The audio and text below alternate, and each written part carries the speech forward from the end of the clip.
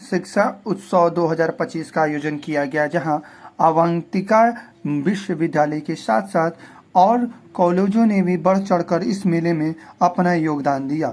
उन्होंने कहा कि जिस तरह से लगातार फाउंडर मौजूद रहे, जिन्होंने अलग अलग कोर्सों के बारे में बताया कि किस तरह से बिहार के एजुकेशन में वो योगदान दे सकते हैं और किस तरह से सासाराम के बच्चे, चाहे रोहतास के अन्य ज़िले के बच्चे, वो पढ़कर अपना भविष्य को आगे बढ़ा सकते हैं। देख सकते हैं किस तरह से उन्होंने सारी बातों को रखा। हम आपको पूरी बातें सुनवाते हैं, क्या कुछ कहा आपको पूरी जानकारी देते हैं। और उन्होंने कहा कि बिहार की शिक्षा में और ख़ास करके रोहतास के वासियों के अंदर शिक्षा में काफ़ी उत्साह रहती है। और उन्होंने कहा कि जिस तरह से आजकल डिग्री के साथ साथ नॉलेज और नॉलेज के साथ साथ उसको प्लेसमेंट देना, ये बहुत बड़ी जिम्मेवारी होती है, वो हम दिलवा कर रहेंगे। उन्होंने ये भी कहा, साथ साथ वो भी कहा कि जिस तरह से लगातार बढ़ते एजुकेशन को, महंगाई को देखते हुए उन्होंने ये भी योगदान दिया।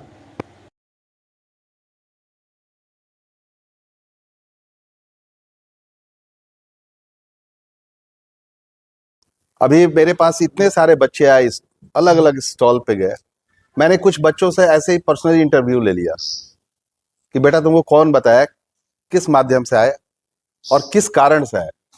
उन्होंने बताया कि आपके अखबार के माध्यम से या मैंने जो सूचना तंत्र का यूज किया उसके माध्यम से मैं आ गया, लेकिन मुझे कोई बताता नहीं है कि कैसे क्या करना चाहिए अपने आगे भविष्य के लिए।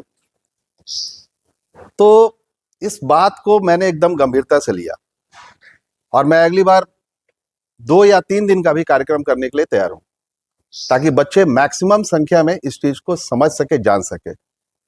छोटे शहर में सर बैठे हैं, मैंने बहुत रिक्वेस्ट किया इनसे और सर ने पूरा सहयोग किया मुझे इस कार्यक्रम में को आयोजन करने के लिए और मुझे बल दिया, तो मैं इस कार्यक्रम का आयोजन कर लिया।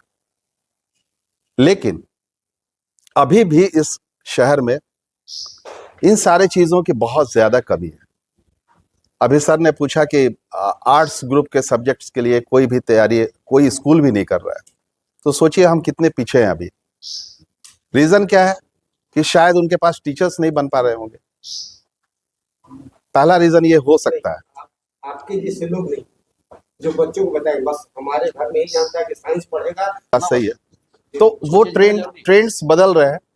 आर्ट्स ग्रुप्स में भी जो सब्जेक्ट्स हैं हमारे, उसकी पढ़ाई के भी ट्रेंड बदल रहे हैं।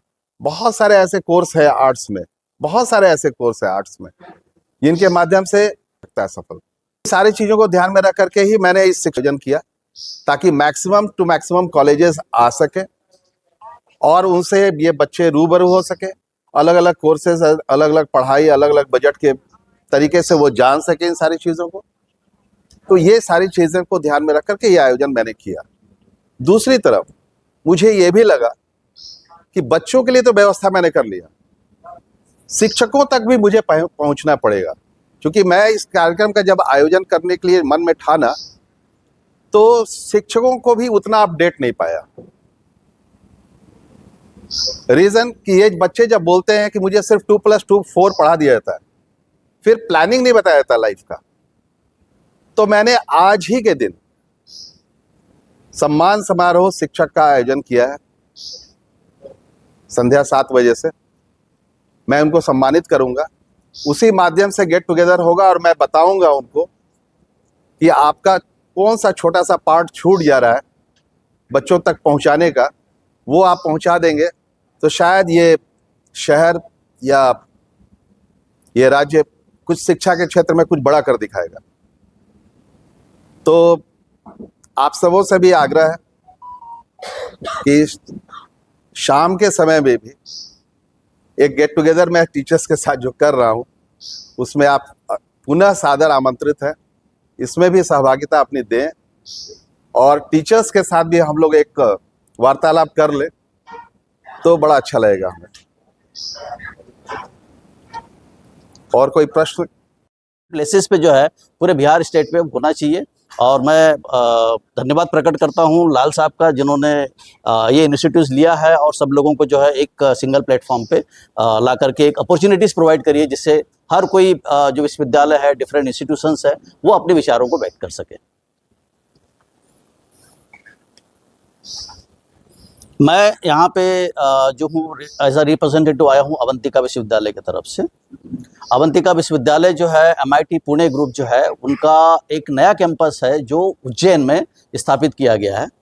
और चूंकि MIT पुणे ग्रुप जो है पिछले 40 वर्षों से जो है एक उत्कृष्ट शिक्षा प्रदान करने के क्षेत्र में बड़ा ही एक जाना माना नाम है, जिसको जो है भारत के विभिन्न क्षेत्रों में जो है उन्होंने काफ़ी बच्चों को रोजगार प्रोवाइड किया है। और वहाँ से जो बच्चे पढ़े हुए हैं अराउंड 1 लाख से ज़्यादा बच्चा जो है एलुमनाई वो जो है हमारे देश की और विदेशों में जो है डिफरेंट जगह पे कार्य कर रहा है और देश की सेवा कर रहा है।